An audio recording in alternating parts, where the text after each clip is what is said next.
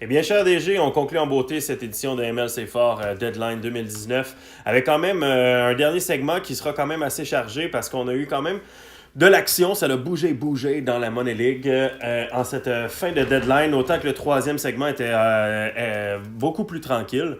Le dernier segment est quand même un petit peu plus intéressant. Il y a beaucoup plus d'échanges croustillants à se mettre sous la dent.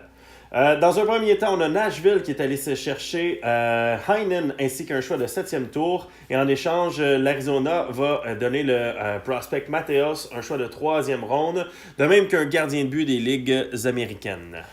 Oui, c'est un échange que j'aime bien pour Nashville. On va chercher encore un joueur pouvant jouer facilement sur le top 6, top 9 dans leur cas, là, puis peut-être même top 12 parce que Nashville a quand même beaucoup de profondeur. Mais Heinen, c'est un joueur qui a une super belle première saison dans la LNH l'année passée. Par contre, cette année, seulement 16 points en 50 et quelques parties. Matteo, c'est un joueur qui a beaucoup dominé dans la Ligue de l'Ouest. On parle d'un joueur là, qui a fait quelque chose comme 90 points en 60 matchs ou dans ce genre-là, d'un point et demi. Un match, un point et demi par match, donc c'est quand même beaucoup, mais ça reste un guess. Appartient à la Caroline LNH. Je pense que c'est fair. On a été chercher la valeur que Heinen valait. C'est sûr que le risque est peut-être... Il y a deux risques. Est-ce que Heinen va rebondir ou pas? Est-ce que Mateos va bien fonctionner ou pas? Le troisième Arizona, il ne faut pas oublier que c'est un troisième qui est très bien placé. Donc, on parle d'un choix top 70. Donc, c'est intéressant. Mais on va voir ce qu'Arizona va faire par rapport à ça. Mais ça cadre dans la philosophie des deux équipes à leur endroit respectif. On a également un échange qui te concerne, donc avec notre homologue de la Floride. Ça s'est confirmé un peu avant la limite du deadline. De vive voix, live devant nous. Donc, peux-tu nous parler un petit peu de cet échange-là? Eh bien, je suis attristé d'annoncer le départ de Groovy the goalie, qui aura été, durant les 2 premières années de notre formation, notre gardien de but numéro 1. Philip Grubauer quitte, lui qui a été excellent avec les Capitals pendant plein d'années et cette année au Colorado en arrache. Donc, on a échangé Grubauer. On a échangé également un joueur qui a joué 3 parties avec nous, qui avait été acquis contre un joueur qui avait joué aucune partie avant, Carl Palmieri, quitte. Alors, Grubauer, Palmieri, un choix de 4e ronde des Panthers, quitte vers la Floride. En retour, on reçoit Casey Cizikas, un choix de 2e ronde. Également, on reçoit Alex Galchenyuk et un choix de 3e ronde Panthers. Donc, au fond, la transaction, on peut vraiment la séparer en 2 parties, Ledge. C'est Grubauer contre Cizikas, qui est un 4e centre, mais très bon. Ainsi qu'un choix de 2e ronde des Islanders. Donc, un late 2. Donc, ça, c'est pour Grubauer. Puis l'autre partie, c'est vraiment Palmieri Galchenyuk avec un échange de choix entre 3 et 4e ronde. Donc, sensiblement la transaction. Les 2 transactions, donc. Ça permet aux Panthers d'aller chercher un buteur. Et dans mon cas, avec Jordan Eberle, qui est un ailier droit, je voulais un ailier gauche. Alex Galchenyuk va donner notre premier ailier gauche avec Eberle, notre premier ailier droit. Évidemment, Matt Barzal, notre premier centre. Un premier trio, quand même, digne de s'appeler un premier trio. Oui. Donc, c'est le début d'un ère nouveau. J'avais même pas un premier trio AHL l'année passée, donc on est vraiment excités. Dans un autre ordre d'idée, bon, un échange un petit peu plus mineur, mais Détroit qui va mettre la main sur Brendan Coburn. En échange, les Rangers obtiennent Petrovic. Ouais, t'as tout dit, là. Ben voilà, cela est fait. Gros échange, par exemple. On va ça le garder pour un peu plus tard, celui-là, quand même. À la place, on va aller chercher un échange d'une importance plutôt moyenne. Mais la Floride, très actif ce soir. On l'entendait, son bout de cellulaire aux 2 secondes. On a Devante Smith-Pelly qui s'amène sous le soleil chaud de la Floride. En échange, il envoie à Nanaheim le 4e choix de sa formation. Encore là, t'as pas mal dit la transaction. Je pense qu'on Smith-Pelly joue en piqué, a bien fait en série LNH, même si ça compte pour absolument rien. Oui. C'est un joueur LNH contre un choix de 4e ronde. Eh bien, voilà qui est dit. J'aimerais en ajouter plus, mais non, c'est un échange qui a beaucoup de sens. Ça deviendrait de l'appropriation culturelle, de toute façon, donc on n'en ajoutera pas. Donc, un échange un petit peu plus grand cette fois-ci. On a Montréal. Encore une fois, Montréal qui continue de bouger beaucoup. Ils sont allés chercher Big Buff. Oui. Ben oui, le Buff Glynn de Columbus, ainsi que Linus Olund. Et en échange, les Blue Jackets vont mettre la main sur Denisenko, Andrej Sekera et un choix de 5e tour. Ben ça, c'est l'échange probablement de la fin de soirée, ben, à vrai dire assurément. Big Buff, bon, c'est un joueur qui performe encore beaucoup. J'ai Jerry à côté de moi, il y avait pas loin d'un point par match, je pense, avant sa blessure. Là. Donc c'était super fort. Mais quand même, avec la défensive que Columbus avait, il se retrouvait sur une deuxième paire, peut-être même troisième paire même, donc il ne servait plus à grand-chose. Alors que c'est un défenseur qui produit excessivement bien. Alors, on est allé chercher Denisenko, qui n'a pas été repêché si tôt que ça, ML, l'année passée, mais qui est vu comme un des meilleurs espoirs de l'an dernier. Un joueur vraiment avec plein de potentiel. Donc, moi, je l'adore. C'est un joueur qui a beaucoup de skills. La liste de Button l'avait placé comme, je pense, le meilleur ou deuxième meilleur espoir, quelque chose comme ça. C'est une liste un peu douteuse, mais ça reste que c'est un prospect de premier plan. Sekera, c'est vraiment un échange de salaire puis un choix de 5e ronde. Il faut voir ça comme Buffalo contre Denisenko. C'est vraiment ça l'échange en tant que tel. Donc, on va voir combien de temps Big Buff va être performant et si Denisenko va être dominant. Donc, l'échange va jouer là. Mais vraiment un bel échange qui vient dire que Montréal a été chercher quand même Matt Duchene, Ben, Big Buff, Joe Thornton, Louis Eriksson, James Reimer. On n'a pas parlé de cet échange-là, mais il a été chercher James Reimer aussi contre Kincaid. Donc, vraiment, ça a bougé beaucoup. Bouge. Ça bouge beaucoup à Montréal. Les deux derniers échanges de la soirée sont quand même des échanges relativement mineurs, mais on vous les partage tout de même. Vancouver obtient un choix de 2e et de 4e tour du Minnesota. En échange, il cède Tony DeAngelo. Oui, c'est un échange qui est bien. Le deuxième est bien placé aussi, Boston. Tony DeAngelo, c'était le genre de joueur qui a été échangé 58 fois dans la Money League. Et c'est un joueur avec un tempérament assez bouillant. Il semble quand même bien faire avec les Rangers. Est-ce qu'il va bien performer ou pas? Moi, je pense que c'est un gars qui est correct pour les deux formations. Pour Martin, on veut vraiment bien repêcher. On veut plein de bons choix en deuxième ronde, vraiment bien placés. Je pense qu'on met des cartes aussi. Peut-être que des choix de deuxième ronde vont être utilisés soit pour repêcher ou peut-être pour aller chercher d'autres joueurs. On va voir ce qui va se passer. Mais j'aime bien la transaction pour les deux côtés. C'est vraiment un bel échange. Et la dernière transaction qui implique les Red Wings de Détroit ainsi que les Flyers de Philadelphie. Les Flyers réussissent à échanger finalement Tomas Plekanec. Pourtant, je sais qu'il était très attaché à Plecky, le col roulé. De même qu'un choix de 5e ronde à Détroit. Et en échange, Détroit cède Barbachev et un choix de 4e tour. Barbachev, c'est un joueur qu'en la première vue, quand j'ai vu l'échange, je me suis dit, waouh, vraiment, donner Barbachev pour Plekanec. Mais je suis allé voir Barbachev, puis il ne semble pas faire grand-chose. Là. Il ne semble pas performer outre mesure. Mais Plekanec, 76 de cette année, du face-off, c'est excellent. Moi, ce qui me fait peur, c'est son contrat de 4 ans, 5 millions. Alors que c'est sûr qu'il a pris sa retraite à l'NH. Donc, ça va être un contrat à racheter. C'est surtout ça la partie qui me fait peur pour Détroit. Dans le cas de Barbachev, c'est possible que ça devienne un joueur finalement de 4e ligne à l'NH, puis que ça se termine là. Ce sera correct. Mais si Plekanec avait eu un contrat d'1 an, j'aurais dit c'est bien. Mais là, l'aspect contrat de 4 ans m'inquiète. Mais en même temps, j'imagine que Détroit a de la place sur sa masse salariale. En même temps, le DG Gérard avait aucun intérêt à garder Plekanec dans sa formation pour les années à venir. Il veut pas être compétitif et tout ça, donc c'est un lourd contrat pour rien dans sa formation. Donc moi, je trouve qu'il va quand même se chercher un retour intéressant pour un gars qui devient un rental, là, dans le fond, assez clairement dit. Oui, exactement. Donc, ça conclut les échanges de la soirée. Quand même un deadline qui a été quand même assez mouvementé, qui a été intéressant à suivre et tout ça, à quelques exceptions près, là, pendant un court laps de temps dans la soirée où c'était plutôt le calme plat. Sinon, ça a été vraiment fort intéressant. J'espère que vous avez bien sûr apprécié également, cher DG. J'aime toujours te demander, c'est qui, selon toi, les gagnants et les perdants de cette soirée? Le gagnant, je pense qu'il est assez flagrant. Le gagnant, tout moins sur papier, c'est Ben, notre Ben PQ national. C'est incroyable le nombre de joueurs qu'on a été chercher.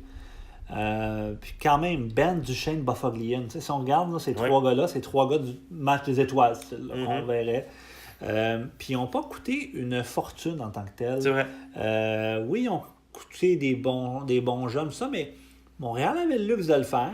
Puis ce qui est bien, c'est qu'il peut se revirer de bord puis l'échanger l'année prochaine, puis peut-être pas perdre tant que ça au change. Effectivement. Ça veut pas dire. Donc, pour moi, c'est un beau guess.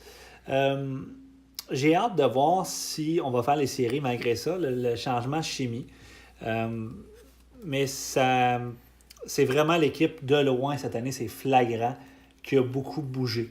Alors, pour moi, Montréal est le grand gagnant. Puis je pense que personne vraiment était proche d'eux Non. pour le trade deadline. Puis surtout que c'est presque toutes des transactions qui ont eu lieu aujourd'hui. Tu sais, dans le sens, c'est pas comme s'il avait commencé ces transactions il y a 2 semaines qu'il en avait fait une. Ensuite, il y a une semaine, il en avait fait une deuxième et tout ça. Donc, ça a vraiment été dans un court laps de temps. Je pense qu'il y en a quelques-unes qui ne datent pas d'aujourd'hui, qui datent peut-être d'hier ou quoi que ce soit. Ben, il y a Ben qui date d'un peu plus longtemps, mais c'est vraiment aujourd'hui, il a été très, très, très actif. Là. J'imagine que ça a été un employé distrait aujourd'hui, notre cher. Ouais, j'imagine. Mais je t'amène ailleurs, Ledge. Minnesota a échangé Adverson, Duchesne et ça. Oui. Une première ligne. Mm-hmm. Puis une bonne première ligne. Sans dire une première ligne élite, mais quand même de premier plan, malgré tout. Christian, Adverson, Duchesne avec ça, c'est une première ligne très bien. Donc, clairement, on s'en va dans une reconstruction. Oui. Ça, c'est clair. C'est déjà entamé, mais là, c'est officiel. Vancouver, qui déjà l'était, mais là, a échangé beaucoup, beaucoup de jeunes qui ont des choix. Donc, vraiment, on affirme qu'on est là pour une reconstruction très longue, plusieurs années. Alors, Minnesota, Vancouver vont être dans la cave. On rajoute à ça Arizona, qui, avec Heinen, a clairement envoyé un message. Il y a les Blues qui commencent à reprendre du poil de la bête. Sûrement que l'année prochaine, on ne sera plus ailleurs, mais on est toujours là. Bon, mon équipe qui commence à monter. Mais dans l'Est, c'est qui rebâtit? Les Flyers. OK. Qui d'autre? Les Flyers. C'est ça. Fait que je trouve ça intéressant de voir que dans l'Est, dans l'Est, en ce moment, on a 16 équipes. Dans l'Ouest, on en a 15. Déjà là, côté probabilité, c'est plus difficile de faire les séries dans l'Est que dans l'Ouest. Oui. Mais là, on a une équipe sur 16 qui se dit qu'il ne veut pas faire la série. Donc, ça veut dire qu'on est 15 à se battre pour 8 spots, en bon français. Qu'est-ce qui va arriver? Est-ce que Tampa Bay va rebâtir? Non. Est-ce que New Jersey va rebâtir? Non. Columbus? Caroline? Non. Ottawa? Je pense pas. Penguins? Ça n'a jamais été leur stratégie. Islanders? Non plus. Washington? Non plus. Montréal, clairement. C'est pas le cas. Toronto? Semi, mais on veut être compétitif. Philadelphie, OK. Détroit? Tout l'inverse. Rangers? OK un peu, mais je pense pas qu'on est là en bâti. Donc, il y a peut-être Buffalo, mais encore là, ils semblent être compétitifs. Ils performent bien. Ils vont profiter, ils vont surfer la vague. Donc, puis la Floride non plus. La Floride, il y a comme un reset, mais c'est pas... c'est pas la reconstruction. Ils ont été chercher des joueurs. Ils veulent pas tanker. Leur but n'est pas de terminer dernier place. Il va y avoir des gens déçus l'année prochaine. Je vous annonce tout de suite, dans la conférence de l'Est, il va y avoir des gens déçus. Là. J'ai hâte de voir parce que il y a comme... Puis, à l'inverse de la vraie vie, il n'y a personne qui va perdre son emploi. Il y a eu toi qui a failli perdre, mais je veux dire, personne n'a perdu son emploi, mais il n'y aura pas 15 places pour 8. Il n'y aura pas 15 places. Non. Il y en aura 8. Oui. Je suis un peu inquiet pour là. J'ai hâte de voir ce qui va se passer l'année prochaine. Autant que ce qui va se passer cette année, je pense que ça va être très intéressant. Puis ça m'amène à te parler des Bruins de Boston, que j'ai pas nommé encore. McDavid, Barkov, Granlund, Laney. J'ai attendu 3 joueurs à attendre Laney. Là. Bon, j'aurais dû attendre 2, en vrai dire, mais excessivement fort. Nomme-moi 3 défenseurs de Boston, Ledge. On n'a pas de club devant toi. T'es capable? Non. Non, hein? Nomme-moi le gardien numéro 1 de Boston. C'est encore Corey Schneider. C'est encore Corey Schneider. Mais il y a eu 2 opérations. C'est plus le gardien de but qu'il était. Mais ils ont un certain Connor McDavid. Puis ils ont un Barkov. J'adore Barkov. J'adore McDavid, mais ça, c'est comme dire j'aime la vie. En guillemets. C'est un automatisme quasiment. Certains aiment la mort. Ouais, OK. Mais on va rester positif. Pour moi, Connor McDavid, ça doit quitter Boston. Alors, c'est peut-être pas là, on dérape un peu sur trade deadline, mais on est encore en mode trade. Puis je pense que ce qui s'en vient, c'est quoi? C'est quand les DG qui sont déçus de faire les playoffs, qui n'ont pas fait les playoffs arrivent, là, ils font plein d'échanges en pleine première ronde. T'sais, tout le monde est genre, ceux qui sont en série sont comme, hey, arrêtez, là, vous enlevez tout le gros show, vous échangez Connor McDavid pendant que j'essaie de battre telle équipe. Mais je pense que Connor McDavid, ça doit quitter. Mais je pense que ça va prendre un prix incroyable. C'est clair. Alors, c'est qui va se payer ça? Ça m'amène à te parler. Tu vois, j'ai plein de connexions ce soir, je sais pas. Là, c'est un peu plus ordonné que tantôt. Aux Sharks de San Jose. qui ce soir auront été les grands absents. Pas d'entrevue, pas rien, pas de rumeurs de transaction. Mais il est arrivé plus tard, il avait annoncé qu'il allait pas être présent et tout ça. Mais c'est correct, il n'y a rien de mal là-dedans, mais normalement, c'est comme celui qui fait le plus d'échanges, qui nous en parle de plus, etc. Là, rien. Est-ce que Connor McDavid s'en va à San Jose? Est-ce que Connor McDavid s'en va à Columbus? Est-ce que Connor McDavid s'en va? Je sais pas. Mais il s'en va quelque part, puis c'est pas Boston. Moi, je pense que c'est sa dernière saison. Je pense que ça va prendre un gardien de but numéro 1. Puis je pense que ça va prendre un défenseur de premier plan. Moi, si j'étais lui, c'est gardien de but numéro 1, défenseur de premier plan. On verra, mais ça sera à surveiller. Alors, cher DG, sur ces déclarations, j'espère que vous avez apprécié le spectacle de ce soir. Pour nous, ça a été un réel plaisir, bien évidemment. On souhaite évidemment en fait toutes nos félicitations à Martin. Si bel et bien ce soir ce n'est pas fausse alerte, donc Martin, on est de tout cœur avec toi pour la naissance de ton premier enfant. C'est le gagnant sur le deadline. C'est lui le gagnant. Honnêtement, Ben, tu peux aller te coucher maintenant. On a nommé ton nom. Ce n'est pas toi le grand gagnant du trade deadline, mais bien Martin. Donc, toutes nos félicitations, ça nous fait grandement plaisir pour cette belle nouvelle. Et juste avant que tu nous laisses en musique, Champ, je te demande, comme à chaque année, selon toi, quel sera le carré d'as en fin de saison et qui remportera les grands honneurs? Ça, c'est une question qui est jamais facile à répondre, qui amène pourtant, tu as un taux de réussite dans tes prédictions habituellement. 100%. Frôlant les 95%. Voilà. Je te dirais que dans l'Est, le carré d'as, je vais prêcher pour ma paroisse, je vais aller avec Columbus. Puis je vais aller d'un choix un peu plate avec Tampa Bay. OK? Puis dans l'Est, pour moi, dans l'Ouest, pardon, je pense que Chicago va se rendre en finale. Et ça sera contre les Sharks. Je pense que les Sharks vont finalement comme défaire les malheurs qui leur arrivent tant souvent. Puis ensuite, je pense que j'aurais le goût de dire que Chicago va gagner la conférence, mais je pense que ça va être les Sharks qui vont se rendre jusqu'au bout. Et je pense que ça va être Tampa Bay qui va passer devant Columbus pour une finale Tampa Bay San Jose et pour une victoire de Tampa Bay. Tampa Bay remporterait une autre Coupe Stanley. Voilà. Pour lui. Donc, on va voir si Champ se trompe ou a raison. Lui qui a si souvent raison. Donc, cher DG, on vous laisse tout en musique en vous souhaitant une très agréable fin de soirée. Spécial pour la Saint-Valentin ici.